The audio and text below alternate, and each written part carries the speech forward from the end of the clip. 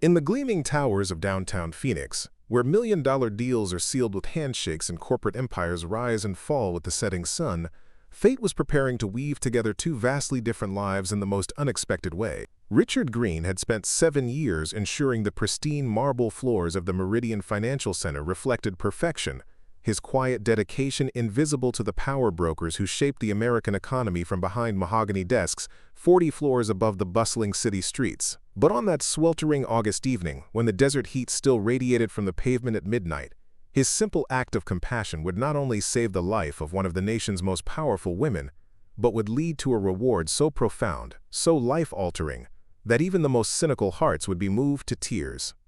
Before we dive into this incredible true story, drop a comment telling us what city you're watching from, and if stories of ordinary heroes inspire you, hit that subscribe button because tomorrow's story will absolutely blow your mind.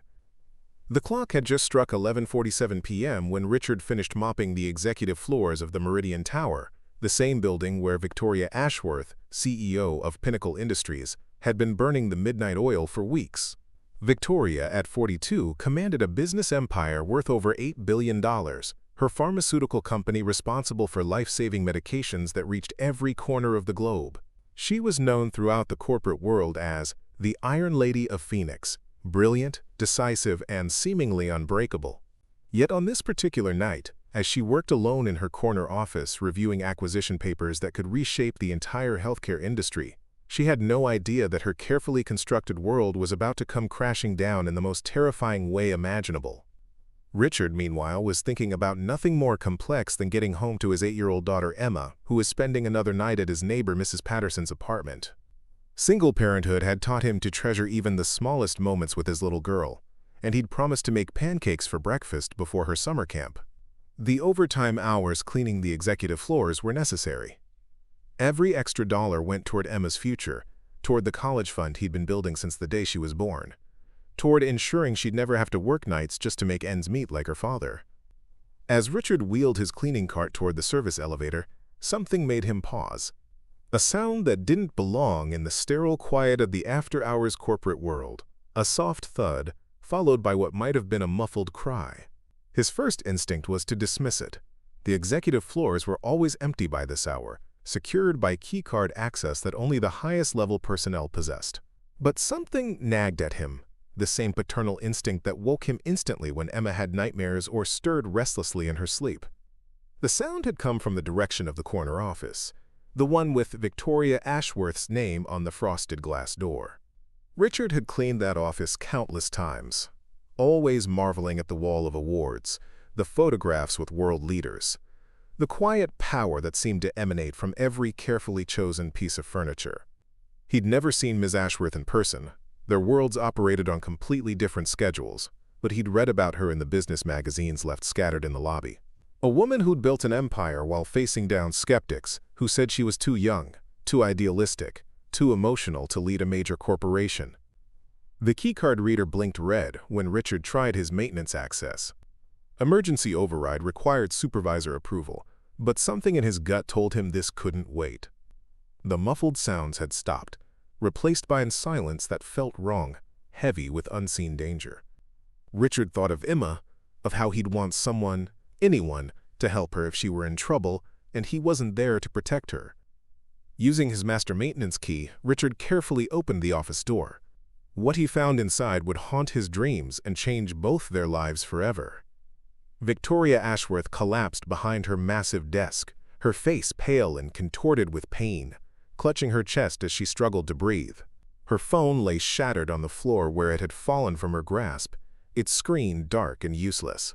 She looked up at Richard with eyes wide with terror and confusion, managing only to whisper 2 words that would echo in his mind for years to come. "Help me."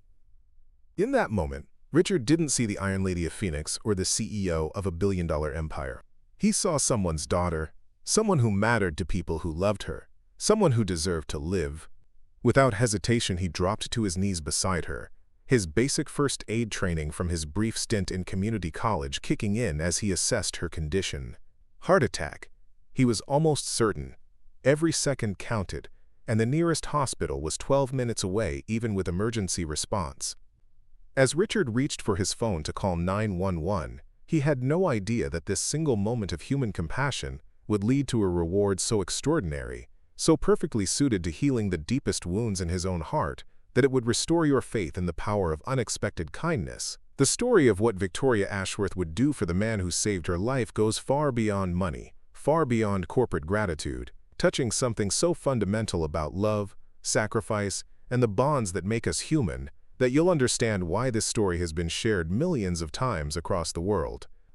But first, Richard had a life to save, and only minutes to do it. Preparing and narrating this story took us a lot of time, so if you are enjoying it, subscribe to our channel. It means a lot to us. Now back to the story. Richard Green's alarm buzzed at 4:15 a.m. every morning, just as it had for the past 7 years since Emma came into his life. The small 2-bedroom apartment in Glendale wasn't much to look at. Hand-me-down furniture, a refrigerator covered in Emma's artwork, and walls thin enough that he could hear Mrs. Patterson's television through the shared wall. But every morning, as he quietly prepared for another day of invisible work, Richard felt nothing but gratitude for the roof over their heads and the steady paycheck that kept them afloat. The framed photo on his nightstand told the story of his greatest triumph and deepest responsibility, a hospital picture of him holding newborn Emma, her tiny fist wrapped around his finger. He'd been just 23 then, a part-time college student working construction to pay for business classes, when Emma's mother, his girlfriend of 2 years, decided that motherhood wasn't part of her plan. She'd left them both when Emma was barely 3 months old, disappearing from their lives with nothing more than a hastily written note saying she needed to find herself. That night, staring at his sleeping daughter in her second-hand crib, Richard had made a promise that would shape every decision for the next 8 years. Emma would never doubt that she was loved, wanted, and worth any sacrifice he had to make. He'd dropped out of college the next semester, trading his dreams of a business degree for the security of steady employment with the Meridian Building Services Company. His morning routine was a carefully choreographed dance of quiet efficiency. Coffee first, the cheap instant kind that he'd learned to appreciate while reviewing Emma's schedule for the day. Summer camp from 8 a.m. to 6 p.m., which meant he could catch 4 hours of sleep between his night shift and her breakfast. He'd wake her gently at 7, make her favorite chocolate chip pancakes from the mix they bought in bulk at the discount store, and walk her to Mrs. Patterson's apartment where she'd wait for the camp bus. Mrs. Patterson, 74 and widowed, had become their unofficial family member. She never charged Richard for watching Emma during the awkward hours between his work schedule and camp, claiming that the little girl's laughter was payment enough. "That child is sunshine in human form," she'd tell Richard. "You're raising something special there, Mijo." The commute to downtown Phoenix took Richard 45 minutes on the city bus, time he spent reading library books about business and finance, old habits from his abandoned college dreams. His co-workers at Meridian often joked that he was the only janitor they knew who read the Wall Street Journal during breaks, but Richard had learned that knowledge was free if you knew where to look for it. The business magazines left behind in the lobby trash became his education, teaching him about the corporate world he cleaned but would never truly be part of. His supervisor, Janet Rodriguez, had noticed Richard's reliability early on. Never missed a shift, never complained about overtime, never created drama with the other staff. "You're different from the others," she'd told him during his 6-month review. "You treat this job like it matters." What she didn't understand was that to Richard, every job mattered when it put food on Emma's table and saved money for her future. The Meridian Financial Center was Richard's domain from 11 p.m. to 7 a.m. 43 floors of marble, glass, and ambition that housed some of the most powerful companies in the Southwest. He knew every corner, every executive's quirks, every security guard's routine. The pharmaceutical giant Pinnacle Industries occupied floors 38 through 43, and Richard had observed the controlled chaos of their late-night operations for years. Scientists working around the clock, executives burning through assistants like they were disposable, million-dollar decisions made in conference rooms he'd clean before dawn. But Richard's real expertise wasn't in corporate dynamics. It was in people. 7 years of single parenthood had taught him to read subtle signs of distress, to notice when someone needed help even if they couldn't ask for it. Emma's quiet moods when she missed having a mother, her bright chatter when she was trying to cheer him up after a particularly exhausting week, the way she'd hold his hand a little tighter when other kids talked about their families, vacation plans that they couldn't afford. The irony wasn't lost on him that he spent his nights maintaining spaces where people made more money in a month than he'd see in a decade. But Richard had learned to find pride in work well done, regardless of the pay scale. Emma would sometimes ask why he couldn't get a regular job like other dads, and he'd explain that his work was important too, that someone had to make sure the places where important decisions were made were clean and safe. Besides, he'd tell her, ruffling her dark curls that matched his own, night work means I can walk you to school and pick you up from camp. Day shift dads miss all the good stuff. Emma would giggle and agree, not yet old enough to understand the sacrifices hidden behind his cheerful explanations. Richard's wallet held 3 things that mattered: a picture of Emma blowing out candles on her 8th birthday cake, his employee ID badge, and exactly $47, his spending money until the next paycheck. The rest went into carefully managed envelopes: rent, utilities, groceries, Emma's college fund, and a small emergency stash that he prayed he'd never have to touch.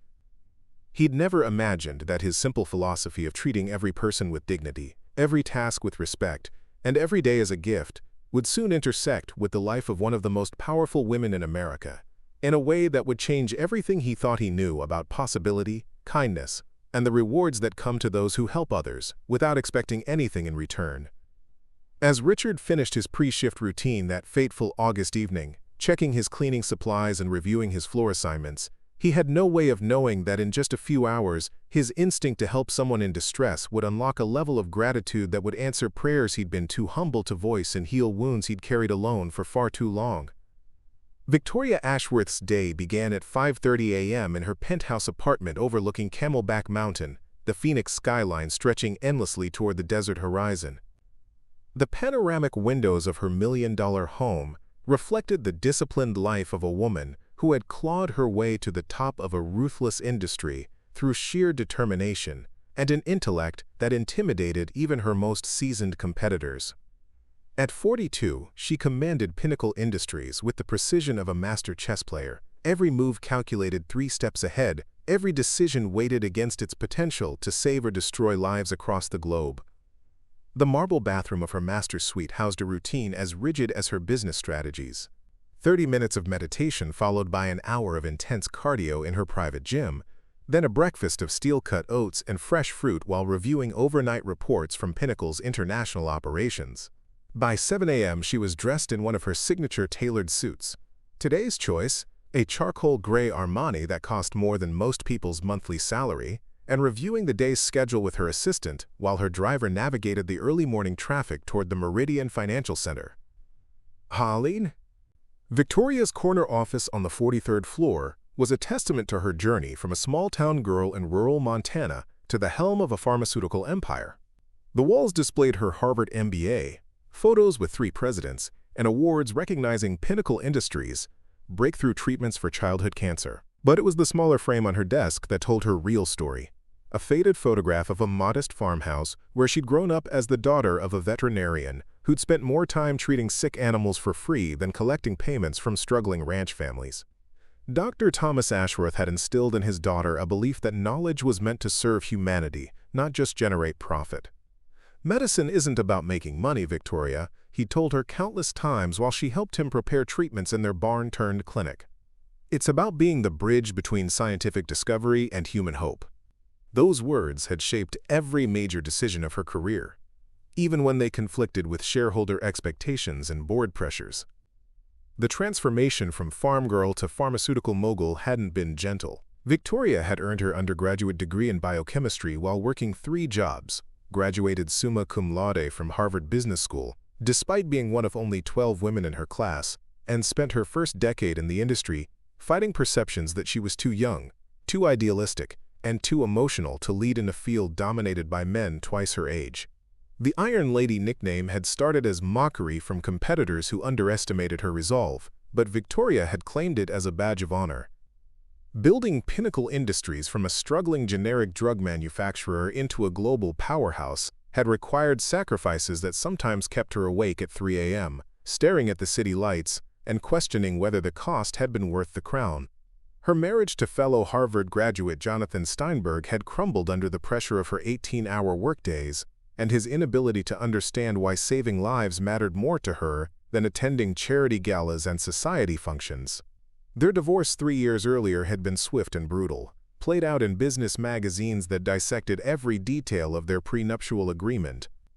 The personal cost extended beyond romance. Victoria's relationship with her younger sister Catherine had grown strained as success built walls between their worlds. Catherine, a high school teacher in their Montana hometown, often accused Victoria of forgetting where she came from, of choosing corporate power over family connections. Their father's death 2 years ago had been the final wedge. Catherine blamed Victoria's absence during his final months on her obsession with closing an acquisition deal that would bring life-saving medications to underserved markets. Yet Victoria's commitment to her father's legacy remained unwavering. Under her leadership, Pinnacle Industries had developed breakthrough treatments for rare childhood diseases, established free clinics in developing nations, and maintained a policy of providing essential medications at cost to families who couldn't afford market prices. These decisions often sparked heated board meetings where shareholders questioned her emotional approach to business. But Victoria had learned to wield her authority like the surgical instrument it needed to be. The boardroom on the 42nd floor had become Victoria's battlefield, where she fought daily wars against executives who prioritized quarterly profits over long-term research investments. Today's marathon session had stretched from 9 a.m. to nearly 11 p.m., focused on a potential acquisition of a small biotech company in San Diego, whose research showed promise for treating ALS. The numbers didn't look favorable in the short term, but Victoria saw the human faces behind the statistics. Families desperate for hope, scientists on the verge of breakthrough discoveries, the possibility of turning a death sentence into a manageable condition. "Victoria, you can't save everyone," board member Harrison Pike had argued, his impatience evident after 14 hours of presentations and financial projections. "We have a responsibility to our shareholders, not every sob story that crosses your desk." Victoria's response had been measured but firm. "Our responsibility is to both our shareholders and our conscience. Profitable companies that contribute nothing to human progress are just elaborate pyramid schemes." The stress of constant battles over corporate conscience had begun taking its toll on Victoria's health. Her physician had warned her about elevated blood pressure, irregular sleep patterns, and the dangerous habit of skipping meals during crucial negotiations. She dismissed his concerns with the same determination that had carried her through Harvard and corporate boardrooms, convinced that willpower could overcome physical limitations. Working alone in her office after the contentious board meeting, Victoria felt the familiar weight of isolation that came with leadership. The acquisition documents spread across her desk represented millions of dollars and thousands of potential patients. But they also highlighted the loneliness of making decisions that would ripple through countless lives. Her assistant had left hours ago, security had completed their rounds, and even the cleaning staff worked quietly in distant areas of the building. The silence of the empty floor amplified Victoria's growing sense that something was fundamentally wrong with her body. The chest tightness she'd attributed to stress had intensified throughout the day, accompanied by a subtle pain in her left arm that she'd dismissed as tension from hours hunched over financial reports. Her breathing had become slightly labored during the afternoon presentations, but she'd attributed it to the stuffy conference room and her frustration with Pike's penny-pinching mentality. Victoria had built her empire by ignoring physical discomfort and pushing through obstacles that would have stopped others. She'd negotiated billion-dollar deals while running on 3 hours of sleep, delivered presentations to hostile audiences despite splitting migraines, and maintained her reputation for unflappable composure even when her personal world was crumbling. The idea that her own body might betray her during the most important acquisition of her career seemed impossible to accept. As the desert heat radiated through her office windows and the Phoenix skyline glittered below, Victoria Ashworth had no way of knowing that her refusal to acknowledge her body's warning signals would soon place her life in the hands of a man whose existence she'd never considered, whose dedication to an 8-year-old daughter would prove to be the strength that saved her life, and opened her eyes to forms of wealth that couldn't be measured in quarterly reports or stock valuations. The first sign that something was catastrophically wrong came at 11:43 p.m., just as Victoria was reviewing the final pages of the ALS research proposal. The chest pain that had been a dull background ache throughout the day suddenly intensified into a crushing sensation that felt like an elephant sitting on her rib cage. Her left arm, which had been tingling intermittently during the board meeting, now burned with a fire that shot from her shoulder to her fingertips. The breath caught in her throat as she realized with crystal clarity that this wasn't stress or exhaustion. This was her body shutting down. Victoria's first instinct was denial, the same mechanism that had carried her through hostile takeovers and corporate betrayals. She tried to stand, thinking movement might alleviate what she desperately hoped was just severe muscle tension, but her legs buckled beneath her. The expensive leather chair caught her fall, but her smartphone clattered to the marble floor, its screen spider webbing against the unforgiving surface. The device that connected her to emergency services, to her assistant, to the entire pharmaceutical empire she'd built, now lay broken and useless, 3 feet away. Panic crept into Victoria's consciousness as she recognized the textbook symptoms she'd read about in medical journals during Pinnacle's cardiovascular research projects. Crushing chest pain, radiating arm discomfort, shortness of breath, cold sweats that had nothing to do with Phoenix's desert climate. Every indicator pointed to massive myocardial infarction. A heart attack at 42, alone in an empty building, with no way to call for help, and no one scheduled to find her until the cleaning crew finished their rounds hours later. The irony wasn't lost on her that the woman who dedicated her career to developing life-saving medications might die because she couldn't reach the very emergency services that her company's cardiac drugs had helped improve. Victoria tried to remember the emergency protocols drilled into every Pinnacle employee, but her mind felt foggy, oxygen-deprived, as if someone had wrapped her thoughts in thick cotton. She managed to drag herself behind her desk, hoping to reach the landline phone, but each movement sent lightning bolts of agony through her chest. Meanwhile, 4 floors below, Richard Green was finishing his systematic cleaning of the 39th floor, his thoughts focused on tomorrow's breakfast with Emma and whether he'd remembered to pack her swimming suit for camp's pool day. The Meridian Financial Center felt different during these late-night hours, less like a monument to corporate power and more like a sleeping giant that he was trusted to protect. His footsteps echoed softly in the marble corridors as he moved methodically from office to office, ensuring that Phoenix's business elite would return to pristine workspaces in the morning. Richard had developed an almost supernatural awareness of the building's normal rhythms during his 7 years of night shifts. He knew which executives worked late and which floors should be empty by midnight.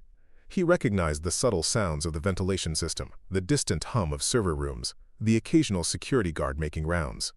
It was this intimate knowledge that made the sound from the 43rd floor so jarring, a muffled thud followed by what might have been a cry, breaking the perfect silence that should have enveloped the executive levels. His first thought was security breach, perhaps someone who'd hidden in the building after hours to steal corporate secrets or valuable equipment. But something about the sound felt wrong for criminal activity. Too organic, too human, carrying an undertone of distress that reminded him of Emma's cries during her worst nightmares. Richard paused his cleaning routine, cart squeaking softly as he moved toward the service elevator, his paternal instincts overriding standard protocol that dictated calling security for any unusual activity.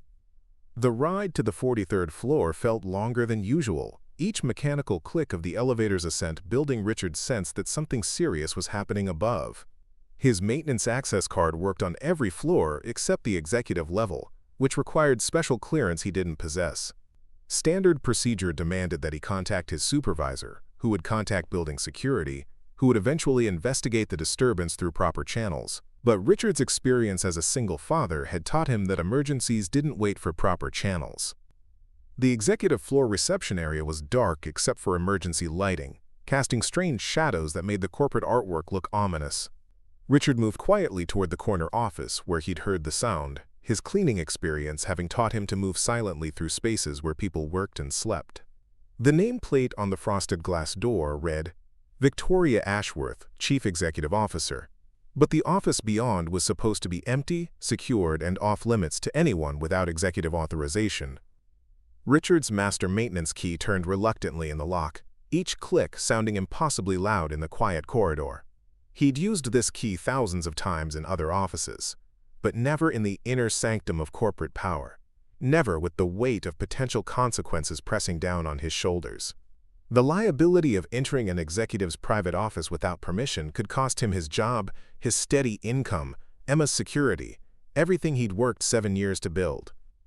But as the door swung open, all concerns about protocol evaporated. Victoria Ashworth lay collapsed behind her massive mahogany desk, her normally perfect appearance disheveled, and her face contorted with pain. Her expensive suit was wrinkled and damp with perspiration, her carefully styled hair messed from her struggle to reach the phone. Most importantly, her eyes held a terror that Richard recognized from Emma's worst moments, the look of someone who desperately needed help but couldn't ask for it. "Help me," Victoria whispered, the words barely audible but carrying the weight of absolute desperation. In that moment, she wasn't the Iron Lady of Phoenix or the CEO of a billion-dollar empire. She was simply a human being in crisis, stripped of all pretense and power, reduced to the most basic need for compassion and assistance. Richard dropped to his knees beside her without hesitation, his mind automatically shifting into the emergency response mode he'd learned during Emma's early childhood, when every fever and fall had felt life-threatening. His basic first aid training from community college kicked in as he assessed her condition: pale skin, labored breathing, classic signs of cardiac distress. Every second counted, and Richard realized with stark clarity that Victoria Ashworth's life now depended entirely on the quick thinking and decisive action of a night janitor who made in a year what she probably spent on office furniture.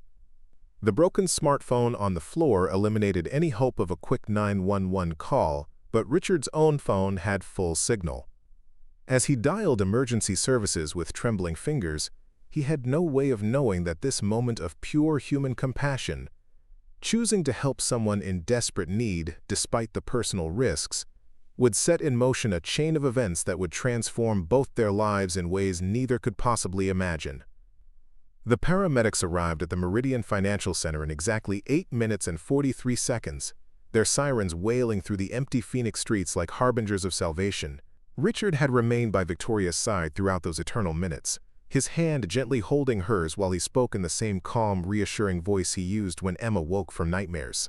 He'd loosened her suit jacket, elevated her feet with cushions from the office sofa, and provided a steady stream of comfort that seemed to anchor her consciousness during the waves of crushing pain.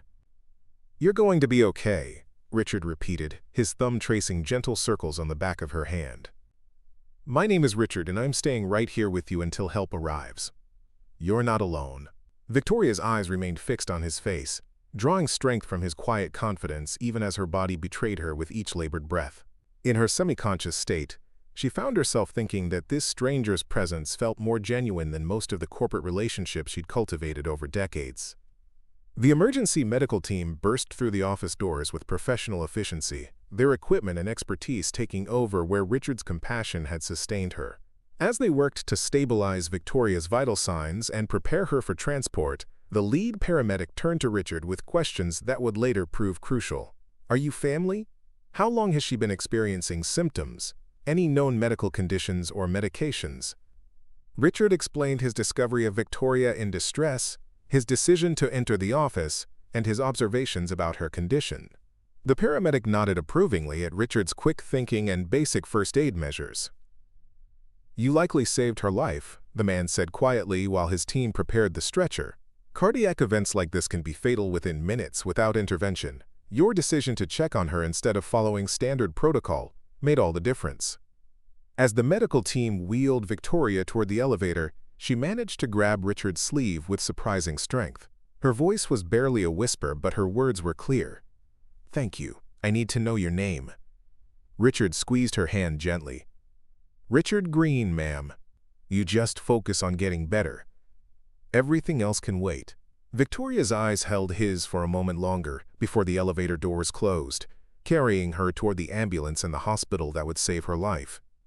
The aftermath of the emergency left Richard standing alone in Victoria's office, surrounded by the scattered evidence of her medical crisis and the remnants of the billion-dollar acquisition she'd been reviewing when her heart failed. The broken smartphone, the overturned chair, the financial documents now marked with paramedic equipment impressions.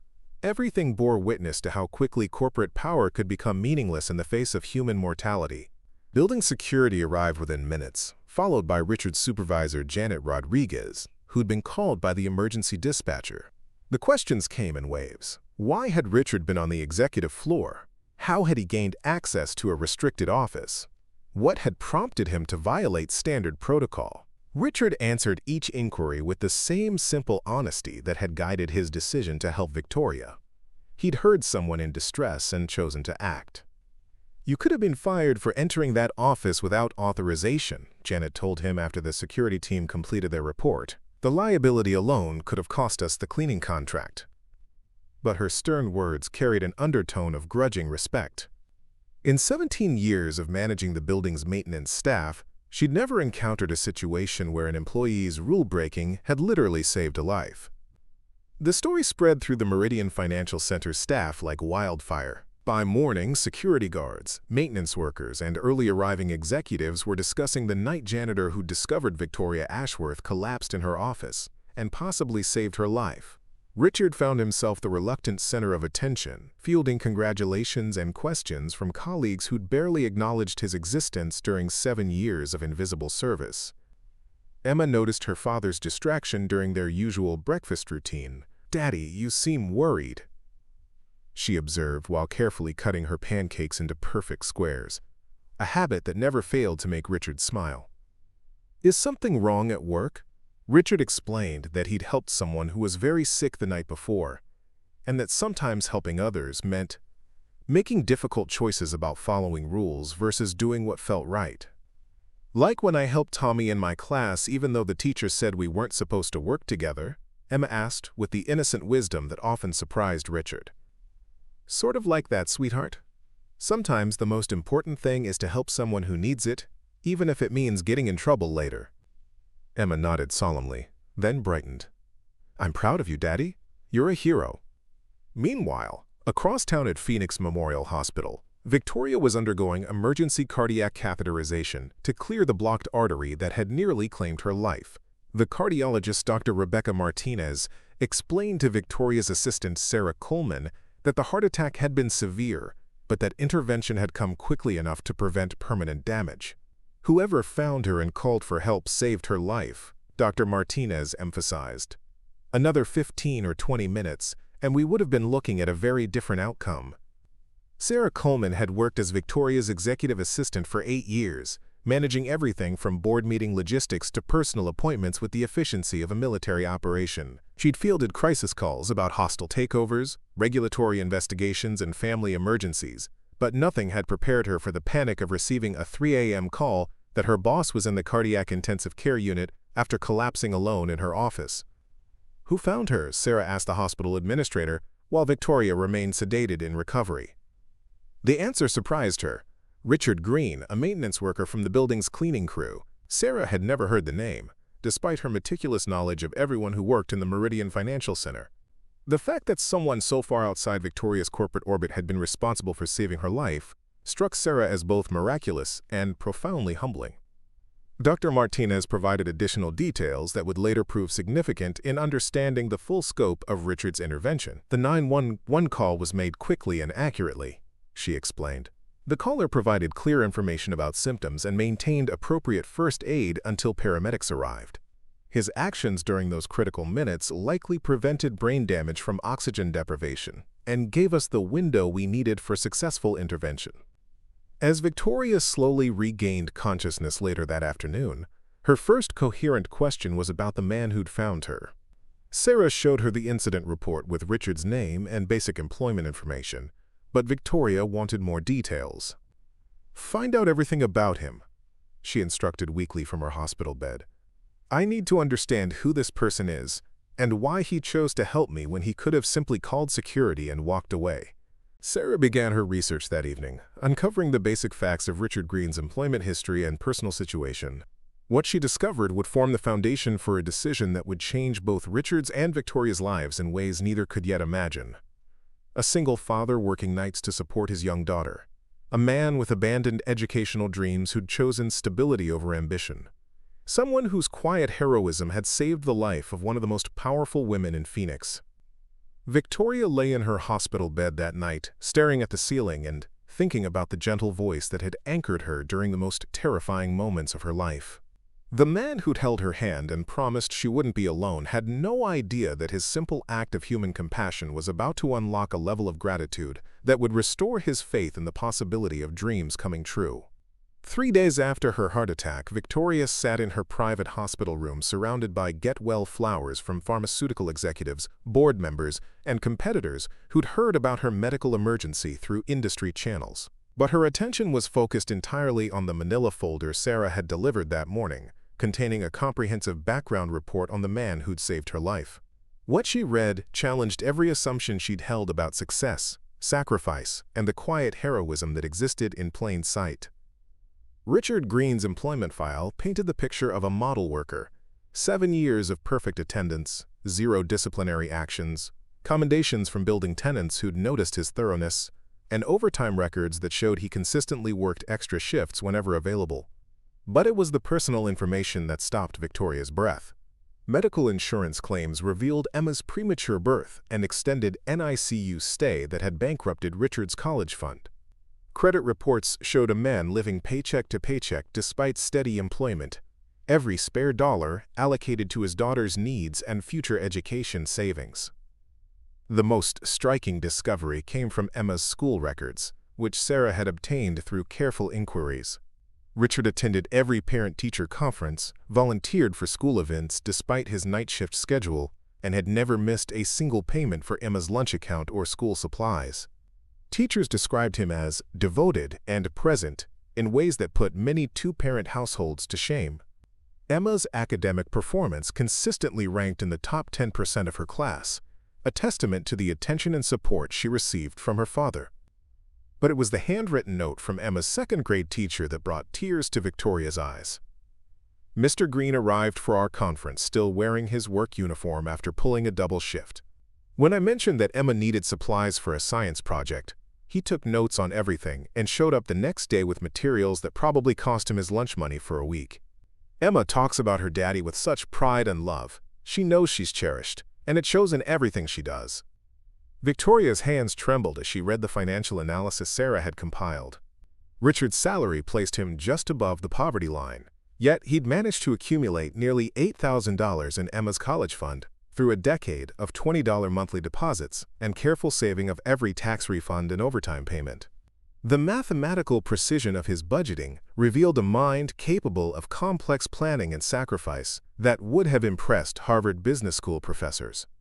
Dr. Martinez entered Victoria's room during afternoon rounds to find her patient staring out the window with an expression of profound contemplation. "Your recovery is progressing beautifully," the cardiologist announced while reviewing chart notes. "We should have you home by the weekend, though I'm prescribing significant changes to your work schedule and stress management." Victoria nodded absently, her mind focused on a different kind of prescription, one that could heal wounds deeper than cardiac tissue. "Dr. Martinez," Victoria said suddenly, "in your medical opinion, how long would I have survived without intervention that night?" The cardiologist paused, recognizing the weight behind the question. "Based on the severity of your MI and the progression we observed, probably another 10 to 15 minutes before irreversible damage occurred. Maybe 20 minutes at the absolute outside. Why do you ask?" Victoria held up the manila folder. "Because I'm trying to understand the mathematical probability that a man with no medical training would choose to violate workplace protocol at exactly the right moment to save my life. A man who had every reason to follow standard procedures and avoid risk to his own employment." Dr. Martinez smiled knowingly. "In my experience, miracles usually look like ordinary people making extraordinary choices. Sounds like you found yourself an angel." That evening, Victoria called an emergency meeting with her attorney, financial advisor, and Sarah Coleman. Using the secure conference line in her hospital room, she outlined a plan that would have seemed impossible to implement just a week earlier. "I want to establish an educational trust fund with an initial deposit of $2 million, she announced, watching Sarah's eyes widen with shock. "The beneficiary will be Emma Green, with provisions for full college tuition, graduate school if she chooses, and a substantial remainder for her adult financial security." The attorney, Marcus Wellington, raised immediate concerns about legal complications and tax implications. "Victoria, while your gratitude is understandable, a gift of this magnitude requires careful structuring to avoid creating problems for the recipient. We need to consider gift tax consequences, potential complications for Mr. Green's existing benefits, and the logistics of managing such a substantial trust." Then structure it properly. Victoria replied with the same decisive authority that had built Pinnacle Industries. I want this done legally, ethically, and in a way that provides maximum benefit to Emma's future. If Richard Green saved my life, then I'm going to ensure his daughter has every opportunity he's been unable to provide. Her voice carried the conviction of someone who'd glimpsed mortality and emerged with crystalline clarity about what truly mattered. Victoria's financial advisor, Rebecca Park, suggested additional considerations that would make the gift even more meaningful. We could establish the trust through Pinnacle Industries, educational foundation, providing scholarship legitimacy and tax advantages. Additionally, we might consider a parallel fund for Mr. Green himself, educational opportunities, career development, whatever would honor his evident intelligence and dedication. The conversation continued deep into the evening, with Victoria's team working to structure a reward that would transform Richard's life without overwhelming him or creating unintended consequences. But Victoria had one more surprise planned, something that would address the immediate struggles she'd observed in Richard's careful budgeting and constant financial stress.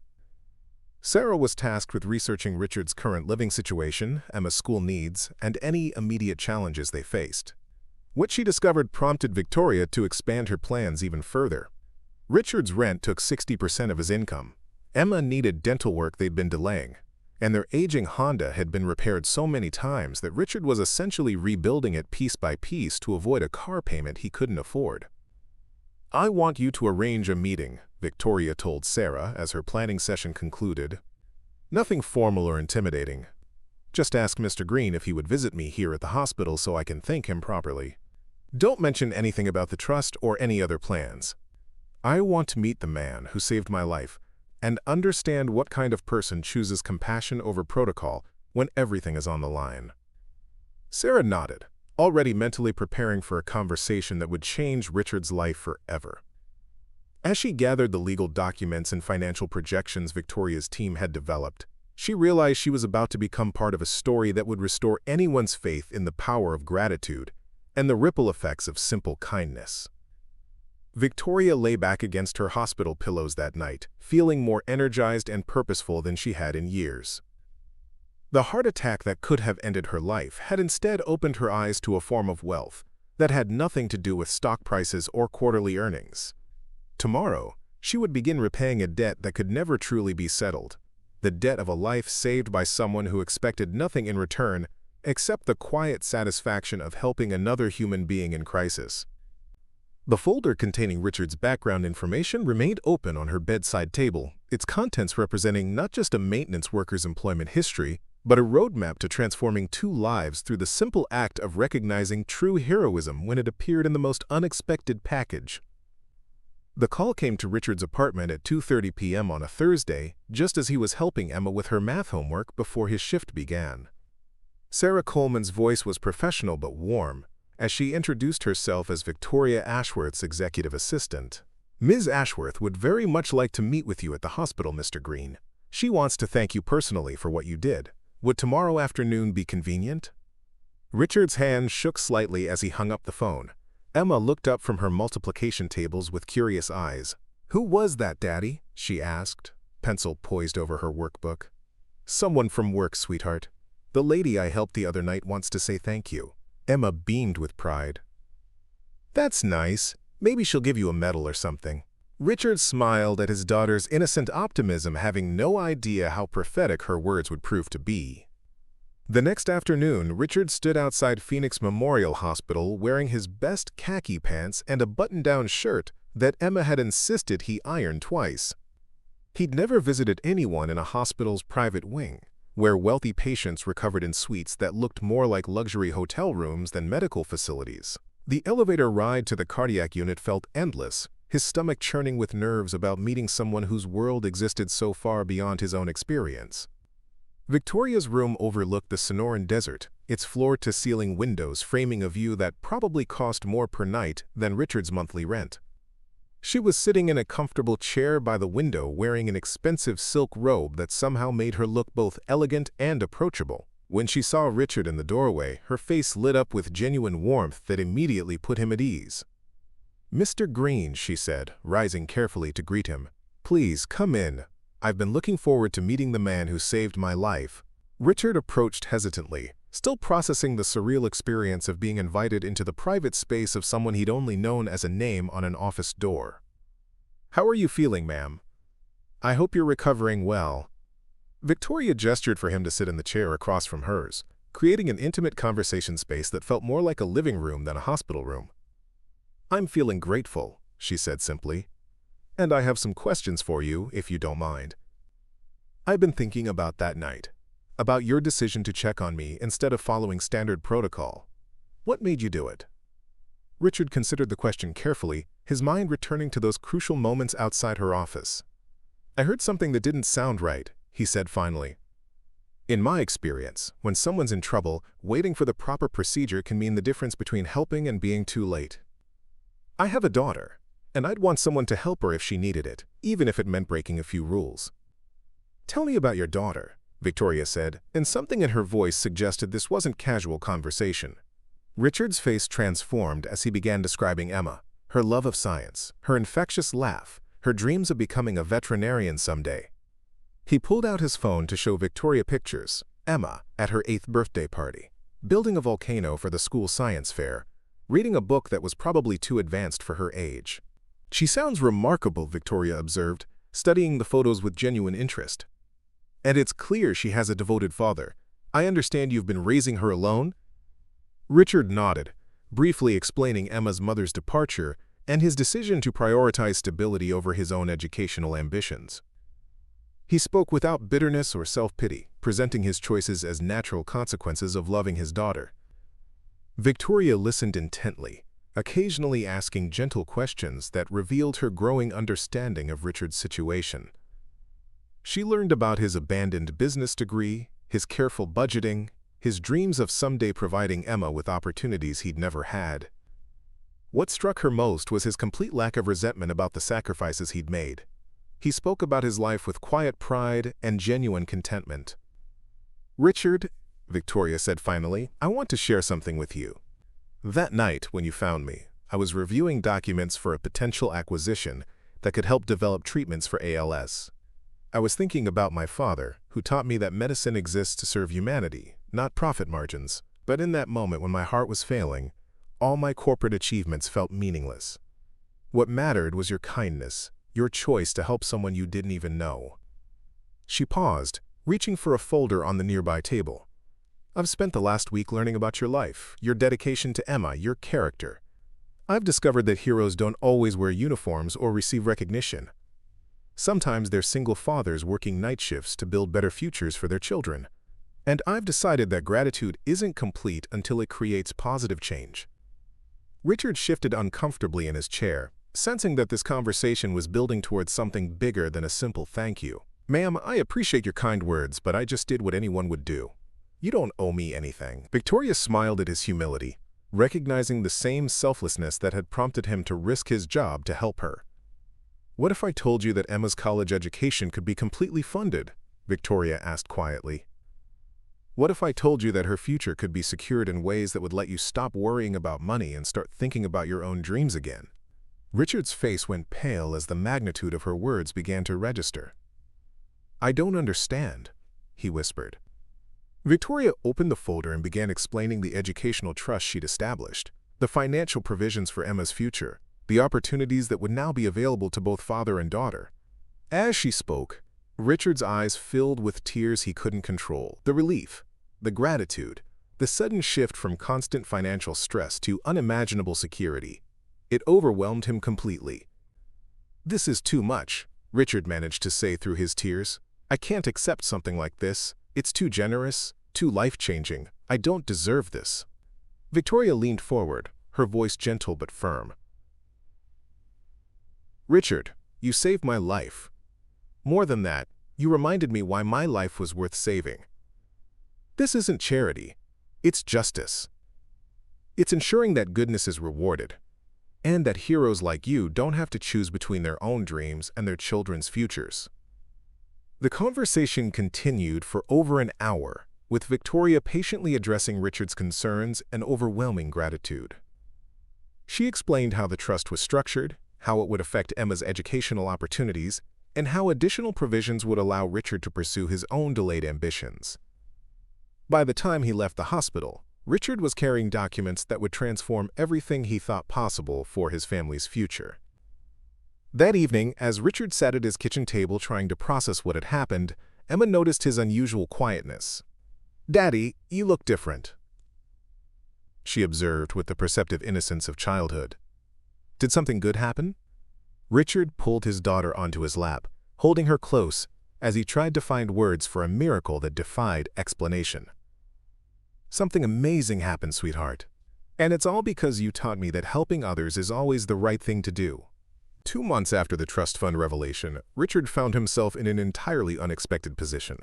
Consultant to Pinnacle Industries on employee relations and workplace culture, what had begun as Victoria's desire to express ongoing gratitude had evolved into something far more significant when she discovered that Richard's unique perspective could solve problems that had plagued her company for years.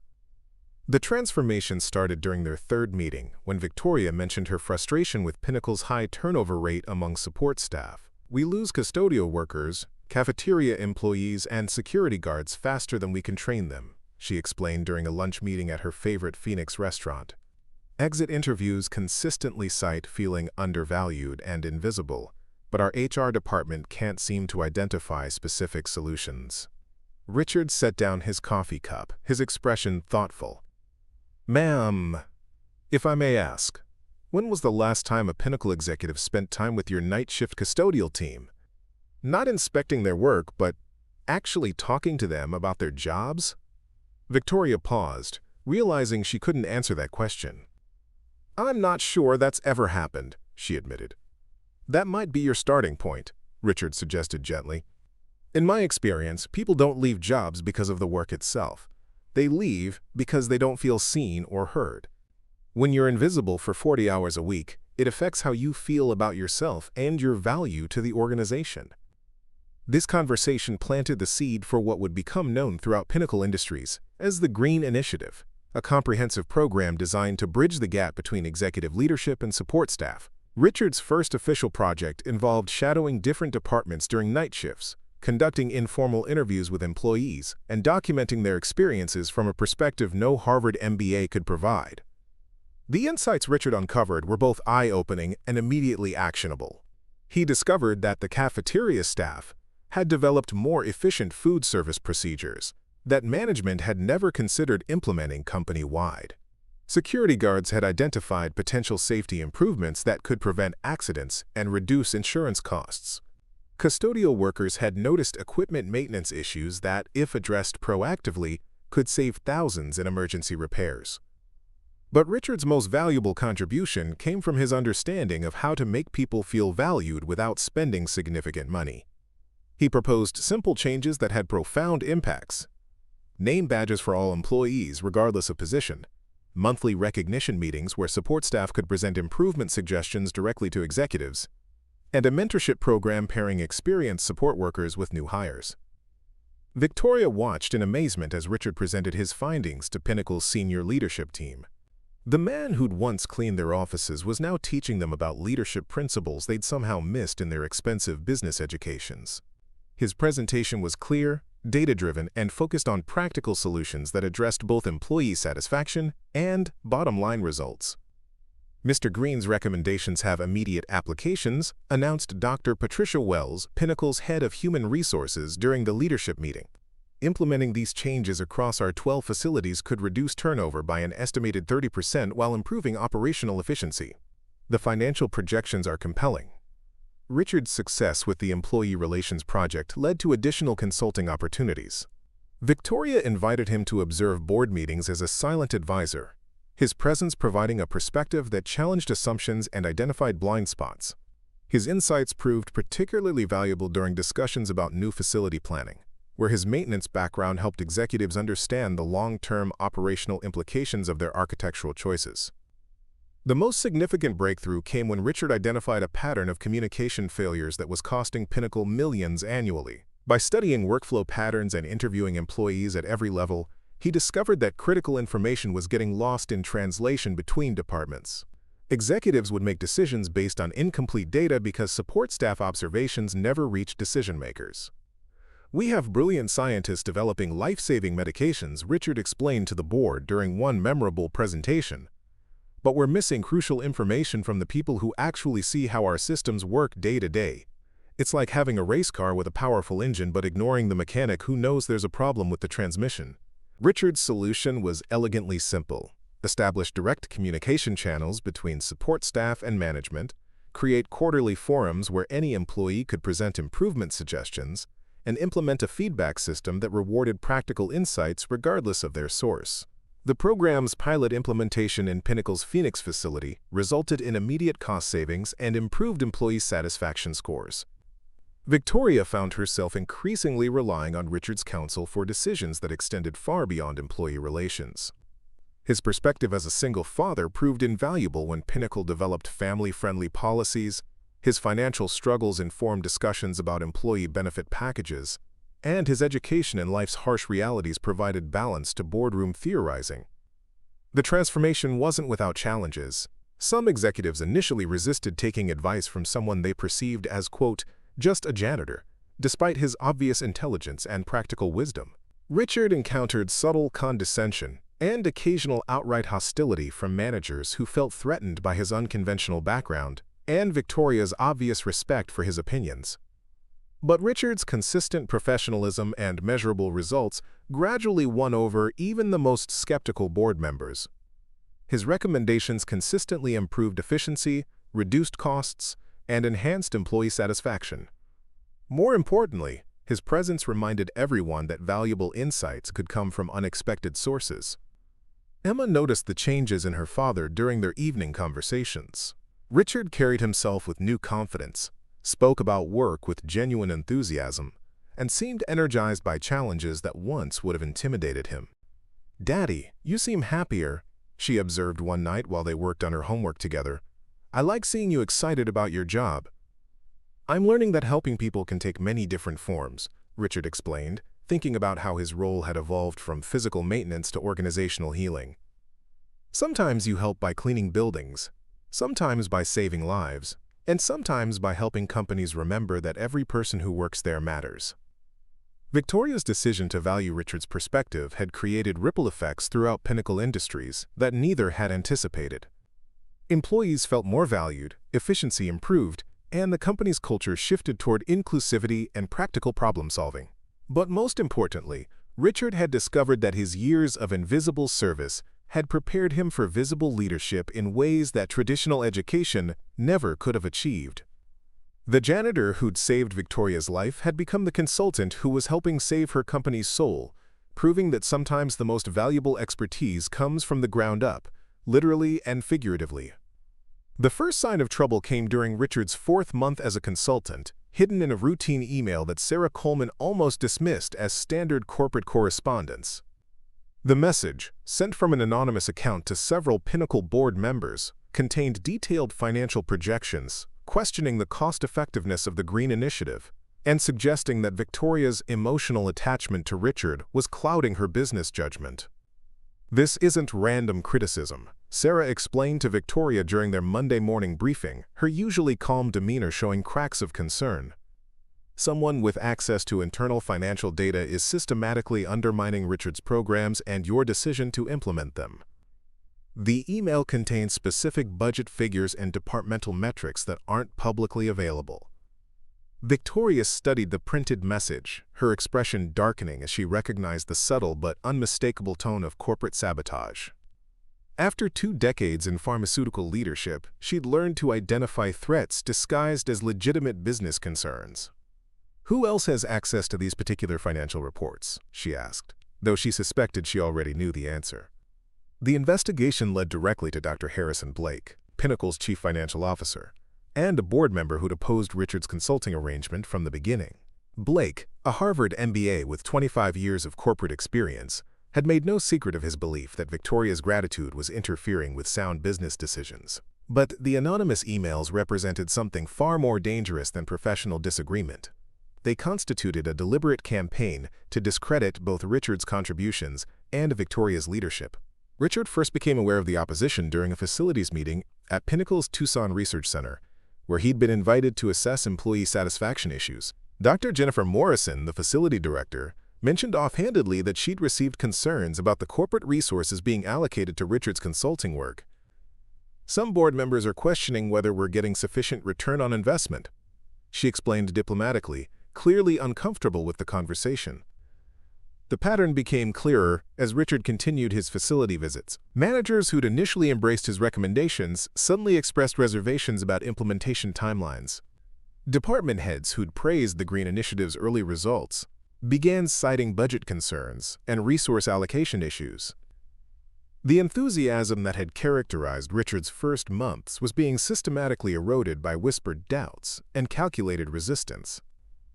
But Richard's years of invisible service had taught him to observe carefully and think strategically.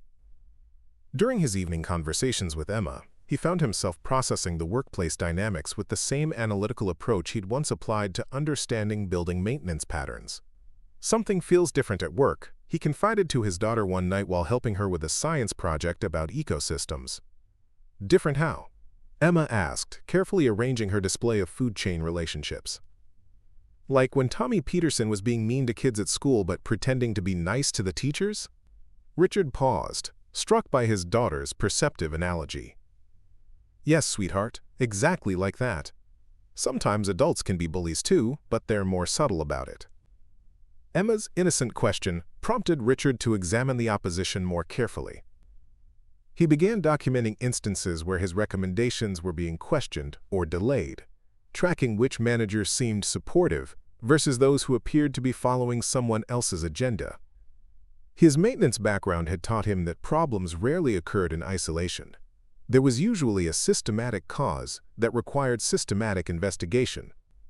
The breakthrough came when Richard noticed that Dr. Blake's assistant, Amanda Foster, had been asking unusually detailed questions about his consulting schedule and project timelines. Amanda, who'd worked for Blake for 8 years, seemed to be gathering intelligence rather than providing administrative support. Richard realized that his movements were being monitored and his activities reported back to someone who was building a case against his continued involvement with Pinnacle. Victoria's discovery of the sabotage campaign coincided with Richard's growing awareness that he was being systematically undermined. During their weekly meeting, she shared her findings about the anonymous emails while Richard described the pattern of resistance he'd encountered at various facilities. Together, they began to understand that Blake wasn't just questioning the Green Initiative's value, he was actively working to destroy it. This goes beyond professional disagreement, Victoria realized as they reviewed the evidence. "Blake is trying to prove that my judgment is compromised, that my gratitude to you is interfering with my ability to lead Pinnacle effectively. If he can discredit your contributions, he can use that as grounds to question my overall decision-making capacity." The implications were staggering. Blake's campaign threatened not only Richard's consulting relationship but Victoria's position as CEO. Board members who'd initially supported the Green Initiative were beginning to express concerns about cost-effectiveness and resource allocation. The financial projections in the anonymous emails, while technically accurate, were presented in ways that minimized benefits and exaggerated expenses. Richard felt a familiar weight of responsibility settling on his shoulders, the same feeling he'd experienced as a single father when Emma's well-being depended entirely on his decisions. But this time, the stakes extended beyond his own family to include Victoria's career, Pinnacle's progressive employment policies, and the hundreds of support staff who'd benefited from increased recognition and improved working conditions. "We need proof of what Blake is doing," Richard said during one of their strategy sessions, his voice carrying the quiet determination that had prompted him to enter Victoria's office that fateful night. "Not just suspicions or circumstantial evidence, but documentation that clearly shows he's undermining company initiatives for personal reasons." Victoria nodded, recognizing the same strategic thinking that had made Richard such an effective consultant. "But we have to be careful. Blake has allies on the board, and if we move against him without absolute proof, he could use our investigation as evidence that we're the ones acting inappropriately." The investigation that followed would test everything Richard had learned about corporate dynamics and strategic thinking. His years of being invisible in executive spaces suddenly became an advantage. He understood how to move through corporate environments without attracting attention, how to observe without being observed, and how to gather information without revealing his intentions. More importantly, Richard realized that his fight wasn't just about preserving his consulting role or protecting Victoria's gratitude. The Green Initiative had given voice to employees who'd been silenced for decades, created opportunities for advancement that had never existed before, and established principles of dignity and respect that were transforming Pinnacle's culture. Blake's sabotage threatened to destroy progress that extended far beyond any individual's career or financial interests. As Richard prepared to gather the evidence that would expose Blake's campaign, he thought about Emma's science project and her understanding of ecosystem balance. Corporate environments, like natural ecosystems, required careful balance between competing elements. Blake's attempts to eliminate Richard's influence threatened that balance, potentially destroying benefits that extended throughout the entire organizational structure. The battle lines were drawn, and Richard understood that winning would require every skill he'd developed as a single father, maintenance worker, and corporate consultant. The invisible man who'd saved Victoria's life was about to become very visible indeed. Richard's investigation began with the same methodical approach he'd once used to diagnose building maintenance problems, identifying patterns, tracking sources, and documenting evidence with meticulous precision. But instead of checking ventilation systems and electrical panels, he was now mapping corporate communication networks and analyzing financial manipulation techniques that Dr. Blake had been using to undermine the Green Initiative. The breakthrough came during Richard's overnight shift at the Meridian Financial Center, where his maintenance credentials still provided access to areas most consultants never saw. While reviewing quarterly reports in Pinnacle's Phoenix offices, Richard discovered discrepancies between the financial data Blake had presented to the board and the actual performance metrics recorded in departmental databases. Blake had been selectively editing reports to exaggerate costs and minimize benefits, creating a false narrative about the Green Initiative's effectiveness. Working with Sarah Coleman, who'd become increasingly suspicious of Blake's activities, Richard began assembling a comprehensive case file. Sarah's access to executive communications revealed a pattern of coordinated resistance that extended beyond Blake, to include 3 other board members who shared his traditional views about corporate hierarchy. Together, they'd been orchestrating a systematic campaign to eliminate Richard's influence and reverse the employee-centered policies Victoria had implemented. "Look at this email chain," Sarah explained during one of their clandestine meetings in a quiet Phoenix coffee shop, her laptop screen displaying messages between Blake and board member Dr. Patricia Hoffman. "They're not just questioning your consulting fees. They're planning to use your background against Victoria." Blake specifically mentions that hiring a janitor as a corporate consultant demonstrates compromised judgment that should concern shareholders. Richard felt the familiar sting of class-based discrimination, but his years of single parenthood had taught him to channel anger into productive action. "They're using my past to attack Victoria's credibility," he realized, "but they're making the same mistake a lot of people make. They're focusing on where I came from instead of what I've accomplished." The investigation revealed that Blake's sabotage extended far beyond anonymous emails and budget manipulation. He'd been pressuring facility managers to report negative feedback about the Green Initiative, regardless of actual employee satisfaction data. Managers who refused to cooperate found their own performance reviews questioned, and their budget requests scrutinized with unusual intensity. Blake was essentially creating a climate of fear that forced compliance with his anti-Richard agenda. Richard's most valuable discovery came from an unexpected source: the support staff who'd benefited from his programs. During his facility visits, custodial workers, cafeteria employees, and security guards began approaching him privately with information about pressure they'd been receiving from management. Blake's allies were asking leading questions designed to generate negative comments about the Green Initiative, offering incentives for complaints, and even threatening job security for employees who praised Richard's contributions. "Mr. Green," whispered Maria Santos, a night custodian at Pinnacle's Scottsdale facility, "they've been asking us to say bad things about your programs. Supervisor Martinez told us that if we don't cooperate, our hours might get cut. But your changes made this job better for all of us. We don't want to lie just because some executives are afraid of losing power." These conversations revealed the true scope of Blake's campaign and provided Richard with something invaluable: witnesses who could testify about direct attempts to manipulate employee feedback. More importantly, they demonstrated that the Green Initiative's benefits were real and measurable, despite Blake's efforts to manufacture evidence to the contrary. Victoria's role in the counterattack required delicate navigation of board politics and corporate governance protocols. As CEO, she couldn't appear to be conducting a vendetta against Blake, but she also couldn't allow his sabotage to continue unchecked. Working with her attorney, Marcus Wellington, she developed a strategy that would expose Blake's activities while maintaining the appearance of objective corporate oversight. We'll frame this as a routine audit of communication protocols and budget reporting accuracy, Wellington advised during a secure conference call with Victoria and Richard. If Blake has been manipulating financial data and pressuring employees, those activities violate multiple corporate policies and potentially SEC regulations. We can investigate without appearing to target him personally. The formal investigation began with a comprehensive review of all communications related to the Green Initiative, conducted by an independent auditing firm that Victoria hired through Pinnacle's Board Oversight Committee. Richard's documented evidence provided the roadmap for investigators, who quickly identified the pattern of manipulation and intimidation that Blake had been orchestrating. Richard's presentation to the audit team demonstrated his complete evolution from maintenance worker to corporate strategist. Using PowerPoint slides, financial analysis, and employee testimony, he methodically dismantled Blake's false narrative while providing overwhelming evidence of the Green Initiative's actual success. His presentation style was clear, professional, and devastating in its thoroughness. Dr. Blake's reports consistently understated cost savings by excluding indirect benefits like reduced turnover and improved productivity.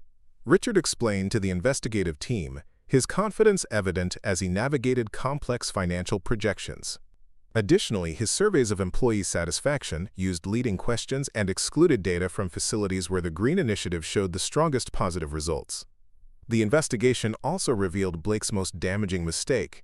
He'd been using company resources and staff time to conduct his sabotage campaign.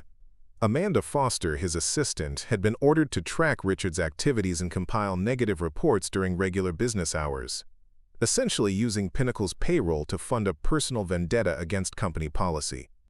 Emma noticed her father's intense focus during this period, observing his late-night preparation sessions and careful documentation of evidence. "Daddy, you're working really hard on something important," she said one evening while he reviewed testimony transcripts at their kitchen table. "Are you helping that nice lady again?" "In a way, sweetheart," Richard replied, thinking about how this fight was really about protecting all the families who'd benefited from improved workplace conditions. Sometimes helping people means standing up to bullies, even when they're wearing expensive suits and have fancy titles. What you taught me about being brave when Tommy Peterson was being mean, that applies to grown-ups too. The evidence Richard and Victoria compiled painted a picture of corporate sabotage that extended beyond personal animosity to systematic abuse of executive authority. Blake hadn't just questioned the Green Initiative's value. He'd actively worked to undermine company policies, manipulate financial data, and intimidate employees who contradicted his narrative. As the investigation neared completion, Richard felt the same mixture of nervousness and determination he'd experienced that night outside Victoria's office. Once again, he was choosing to act despite potential consequences, risking his newfound security to protect something larger than his own interests. But this time, he wasn't acting alone. He had allies, evidence, and the confidence that came from knowing his cause was just. The janitor who'd saved one life was now fighting to save the careers and working conditions of hundreds of employees who deserved dignity, respect, and the opportunity to contribute meaningfully to their organization's success. The boardroom on the 42nd floor of the Meridian Financial Center had never felt more charged with tension than it did on the morning of December 15th, when Pinnacle Industries' emergency board meeting convened to address the findings of the independent audit. Richard sat at the polished mahogany table wearing his best suit, a charcoal gray ensemble that Victoria had insisted he purchase for such occasions, but his confidence came from the meticulously organized evidence binder in front of him, not from his expensive clothing. Dr. Harrison Blake entered the boardroom with his usual air of corporate authority, nodding cordially to fellow board members as if this were any routine quarterly review. His demeanor showed no hint of the anxiety he must have felt, knowing that the next 2 hours would either vindicate his position or end his career. Blake's allies, Dr. Patricia Hoffman, Robert Sterling, and Margaret Walsh, had arranged themselves strategically around the table, a subtle show of solidarity that didn't go unnoticed by anyone present. Victoria called the meeting to order with the crisp professionalism that had carried her through countless corporate battles, but Richard could see the slight tension in her jaw that indicated how much this moment meant to her. "We're here to review the findings of the independent audit regarding communications and budget reporting related to the Green Initiative," she announced. "The investigation was conducted by Morrison & Associates at the request of our Board Oversight Committee." James Morrison, the lead investigator, stood to present his findings with the methodical precision of someone who'd spent 30 years exposing corporate malfeasance. "Our investigation revealed a systematic pattern of data manipulation, employee intimidation, and policy violations that constitute serious breaches of corporate governance," he began, his words falling like hammer blows on Blake's carefully constructed facade. The evidence unfolded like a corporate thriller, each revelation more damaging than the last. Morrison presented email chains showing Blake's coordination with outside parties to discredit the Green Initiative, financial documents proving his selective editing of performance data, and recorded testimony from employees who'd been pressured to provide negative feedback about Richard's programs. But it was Richard's presentation that transformed the corporate prosecution into something approaching moral theater. Rising from his seat with the same quiet confidence he'd shown during that life-saving night 8 months earlier, Richard addressed the board with a clarity that commanded absolute attention. "Ladies and gentlemen," Richard began, his voice steady despite the magnitude of the moment. 8 months ago, I was a night janitor whose greatest ambition was ensuring my daughter had opportunities I'd never had. Today I'm here not to defend my qualifications or my background, but to present evidence that some people believe maintaining corporate hierarchies is more important than improving human lives." Richard's presentation was a masterclass in combining personal narrative with professional analysis. He walked the board through his journey from maintenance worker to consultant, explaining how his unique perspective had identified problems that traditional corporate analysis had missed. He presented data showing measurable improvements in employee satisfaction, retention rates, and operational efficiency that directly contradicted Blake's manipulated reports.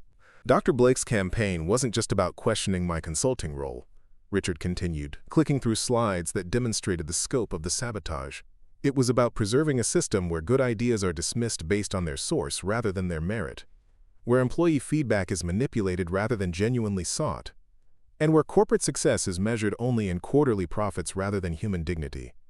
The most powerful moment came when Richard called Maria Santos to testify via video conference from Pinnacle's Scottsdale facility. Maria, still wearing her custodial uniform from her morning shift, spoke directly to the board about the intimidation she'd experienced and the positive changes that Richard's programs had brought to her working life.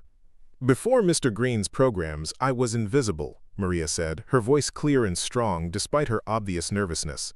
"Management didn't know my name, never asked for my input, treated me like equipment instead of a person. Dr. Blake's people wanted me to lie and say those changes were bad, but they made my job better and my life better. Why would I lie about that?"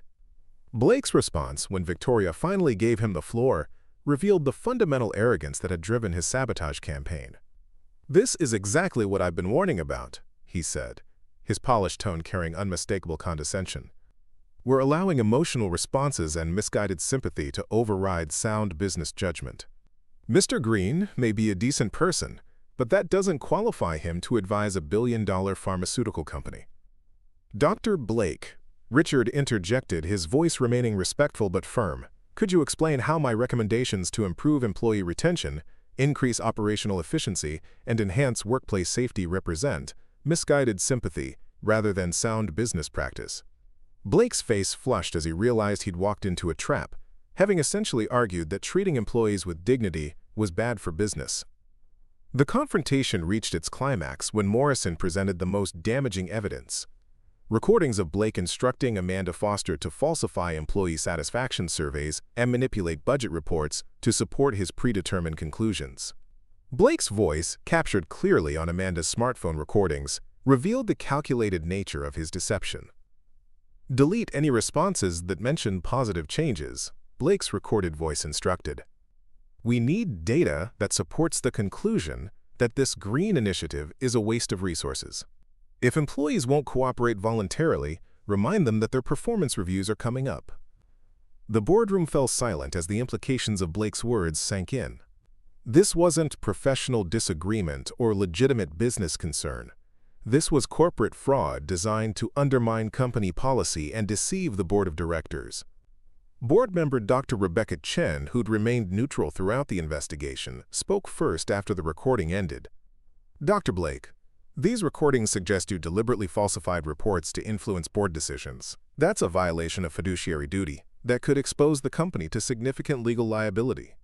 Blake's allies began distancing themselves with the speed of politicians abandoning a sinking ship. Dr. Hoffman cleared her throat nervously. "I want to state clearly that I was unaware of any falsification of data. My concerns about the Green Initiative were based on the reports Dr. Blake provided, which I now understand may have been inaccurate." Victoria allowed Blake one final opportunity to respond, but his defense crumbled under the weight of documented evidence. His attempts to justify his actions as protecting shareholder interests rang hollow when confronted with proof that he'd systematically lied to achieve his goals. The board's vote was swift and unanimous. Blake's immediate termination, a full review of all financial reports he'd influenced, and a formal commendation for Richard's contributions to Pinnacle Industries. But more importantly, the board voted to expand the Green Initiative company-wide and establish Richard as Director of Employee Relations, a newly created position that would ensure his insights reached every facility Pinnacle operated. As Blake gathered his belongings and left the boardroom in disgrace, Richard felt the same mixture of relief and responsibility he'd experienced after saving Victoria's life. Once again, his willingness to stand up for what was right had protected people who couldn't protect themselves. But this time the victory would benefit hundreds of families across multiple states, ensuring that working parents like himself would be treated with the dignity and respect they deserved. The janitor who'd saved one woman's life had now saved an entire company's soul, proving that true leadership had nothing to do with titles or degrees, and everything to do with the courage to stand up for principles when it mattered most. 1 year after the boardroom confrontation that exposed Dr. Blake's sabotage, Richard stood in his new office on the 39th floor of the Meridian Financial Center, watching the Phoenix sunrise paint the desert mountains in shades of gold and purple.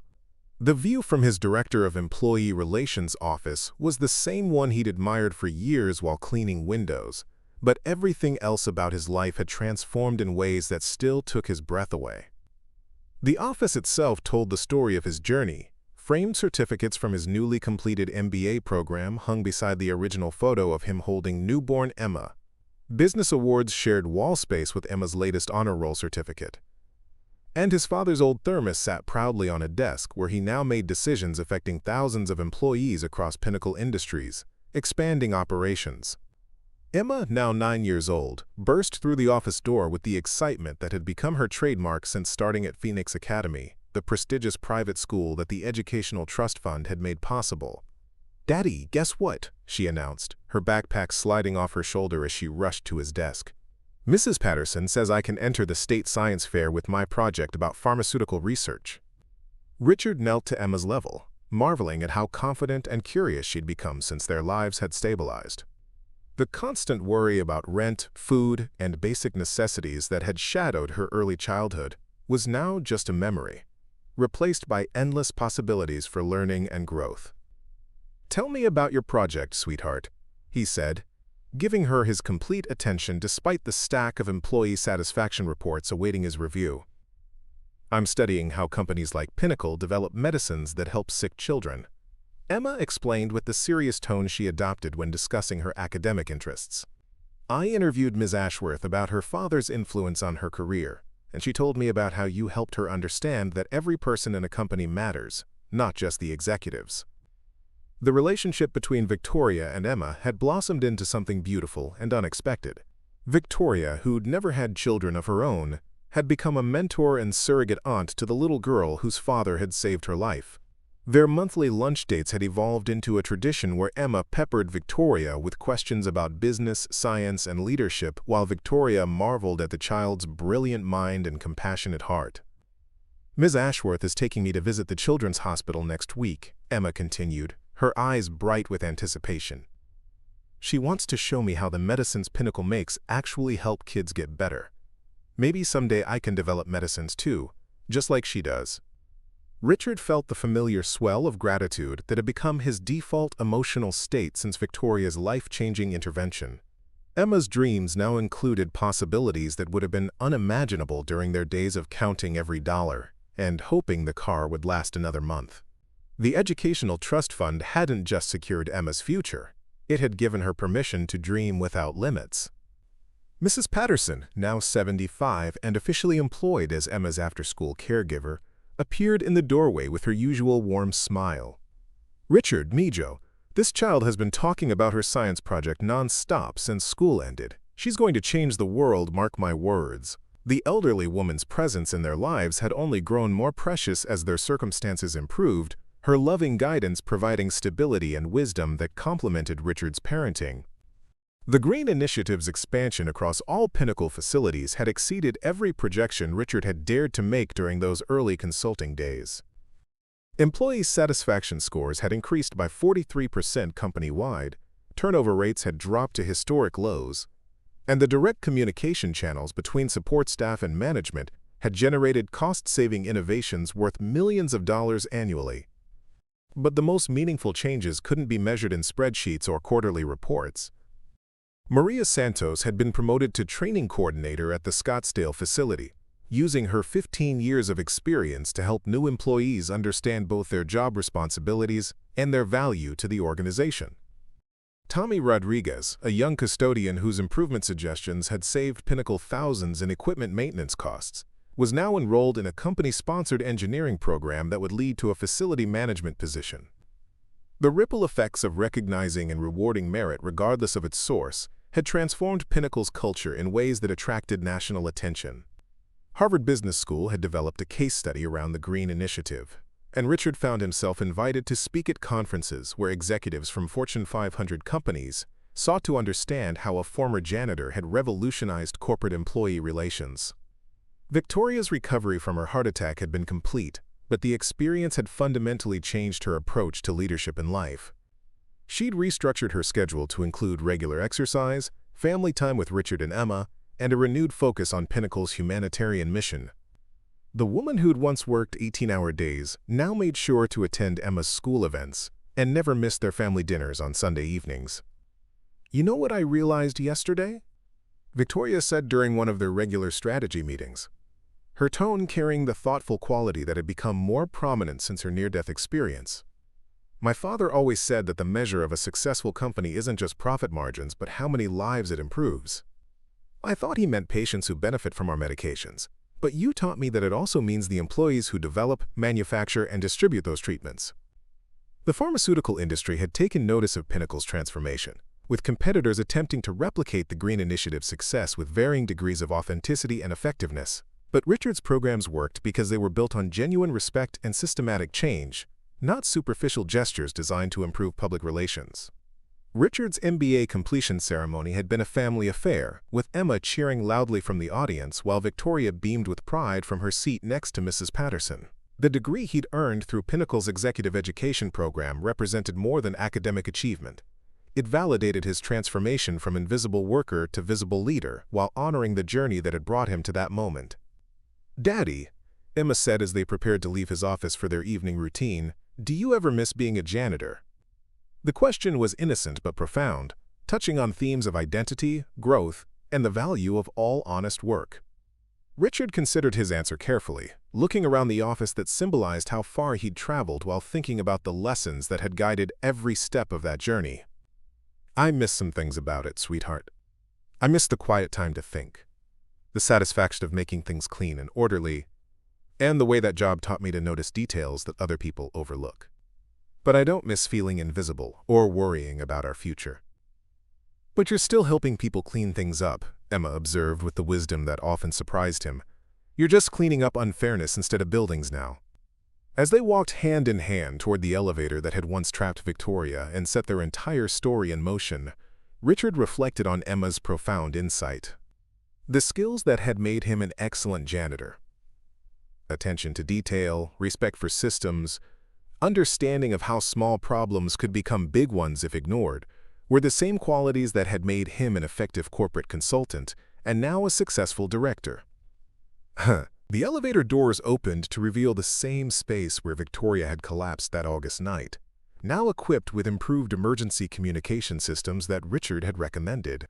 As they descended toward the lobby where their new car waited, a reliable Honda Accord that Emma had helped choose, Richard thought about the miracle of second chances and the power of simple human kindness to transform lives in ways that defied all probability.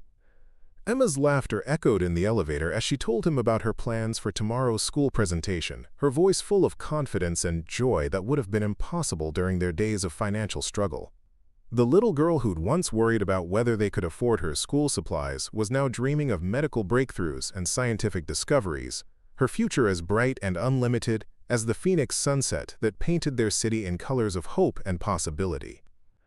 The janitor who'd saved a CEO's life had discovered that the greatest reward wasn't money or status, but the knowledge that his courage had created a legacy of dignity, opportunity, and love that would ripple through generations. Sometimes the most important doors we open aren't in buildings, but in hearts. And sometimes the greatest treasures we find aren't in bank accounts, but in the transformed lives of the people we're brave enough to help. Up next, you've got 2 more standout stories right on your screen. If this one hits the mark, you won't want to pass these up. Just click and check them out. And don't forget to like, subscribe, and turn on the notification bell so you don't miss any upload from us.